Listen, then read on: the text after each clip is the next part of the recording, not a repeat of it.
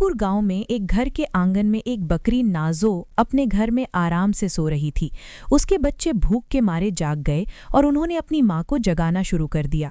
वो बार बार उसे आवाजें देने लगे कि हमें भूख लगी है, माँ उठो। नाजो को ये बिल्कुल अच्छा नहीं लगा कि उसे इतनी सुबह जगाया जा रहा है और उसकी नींद खराब की जा रही है। उसने उन्हें सोने देने की जिद की, लेकिन बच्चे जिद पर उतर आए क्योंकि उन्होंने पिछली रात भी कुछ नहीं खाया था। नाजो को अनचाहे ही उठना पड़ा। वो बड़बड़ाती हुई कहने लगी कि ये बच्चे उसे चैन से सोने भी नहीं देते। जब उसने बच्चों से पूछा कि कल लाया हुआ खाना कहाँ गया, तो बच्चों ने जवाब दिया कि वो खा चुके हैं। ये सुनकर नाजो को गुस्सा आया और कहने लगी कि तुम्हारे पेट तो जैसे कुएं हैं, जितना लाती हूँ सब खा जाते हो। आखिरकार नाजो मजबूर होकर खेत में खाने की तलाश में निकल पड़ी। वो सोचती जा रही थी कि इन बच्चों ने तो नाक में दम कर रखा है, इन्हें क्या पता कि खाना लाने में कितनी मेहनत लगती है। नाजो एक कामचोर और सुस्त बकरी थी। उसे दिन भर सिर्फ सोना पसंद था। पिछली बार जैसे तैसे जंगल से खाना मिल गया था, लेकिन अब वहाँ के जानवर उसे कुछ देने को तैयार नहीं थे।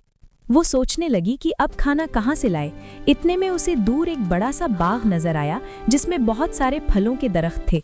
वो खुश हो गई और सोचने लगी कि चलो यहीं से कुछ फल ले लेती हूँ। जैसे ही वो फल तोड़ने के लिए आगे बढ़ी, एक बैल ने उसे रोक लिया। बैल ने उसे बताया कि ये फल खैरात में नहीं मिलते और अगर फल चाहिए तो कीमत देनी पड़ेगी।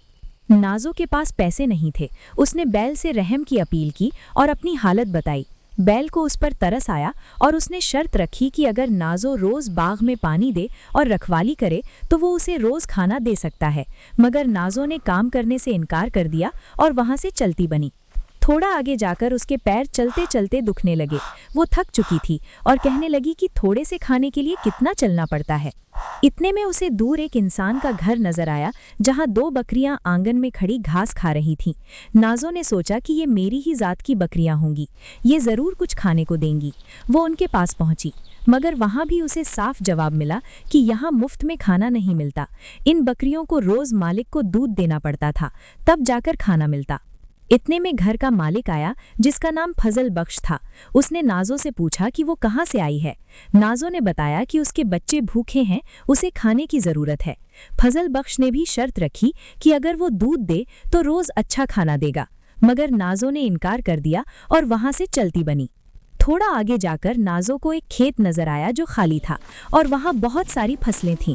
नाजो ने सोचा कि यहाँ से तो मुफ्त का खाना मिल जाएगा। उसने मौके का फायदा उठाया और खूब पेट भर के खाया और अपने बच्चों के लिए भी बहुत सारी फसल तोड़ ली। खाने के बाद वो एक दरख्त के नीचे सो गई। कुछ देर बाद खेत का मालिक फजल बख्श आया। उसने देखा कि उसकी फसल किसी ने तोड़ी है। वो गुस्से से नाजो को दरख्त से बांध देता है और इल्जाम लगाता है कि उसने चोरी की है। नाजो रहम की अपील करती है, मगर फजल बख्श का दिल नहीं पिसचता। वो घर के अंदर चला जाता है और नाजो 3 दिन तक भूखी प्यासी बंधी रहती है। उधर नाजो के बच्चे घर में बैठे अपनी माँ का इंतजार कर रहे थे और सोचने लगे कि माँ कहीं फिर सो तो नहीं गई। वो कहते हैं कि माँ कितनी सुस्त और कामचोर है, शायद उसे हमारी परवाह नहीं, मगर हमें उसकी फिक्र है। चलो हम उसे ढूंढने निकलते हैं। उधर नाजो बहुत कमजोर हो चुकी थी।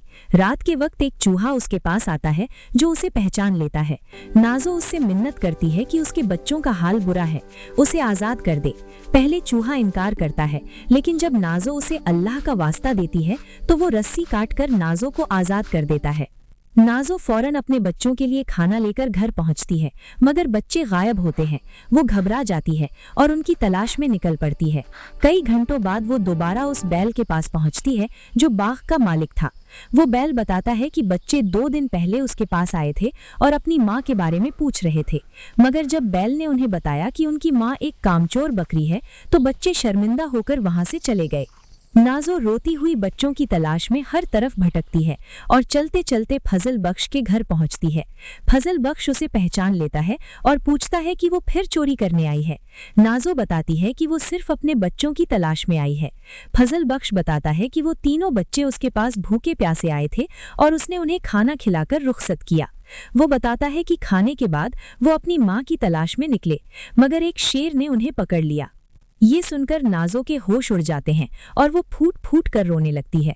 उसे एहसास होता है कि बच्चों की मौत की जिम्मेदार वो खुद है, क्योंकि उसने काम न किया, सिर्फ आराम को तरजीह दी। अगर वो उस दिन बैल की बात मानकर काम कर लेती या फजल बख्श की शर्त मान लेती तो उसके बच्चे आज जिंदा होते। वो गमगीन होकर खेत के मालिक फजल बख्श के पास वापस जाती है और उससे कहती है कि वो उसे दोबारा दरख्त से बांध दे, क्योंकि अब वो जीना नहीं चाहती।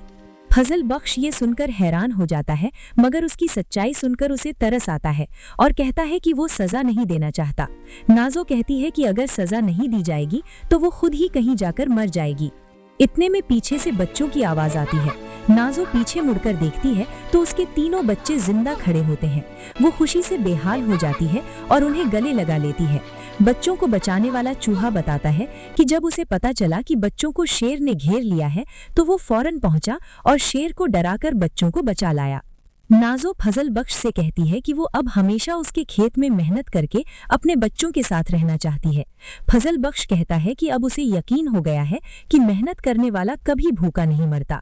नाज़ो के बच्चे भी खुश होते हैं कि उनकी माँ को अब मेहनत की कीमत समझ आ गई है। उस दिन के बाद से नाज़ो और उसके बच्चे फजल बख्श के खेत में मेहनत से काम करते हैं और खुशी खुशी अपनी जिंदगी गुजारने लगते हैं।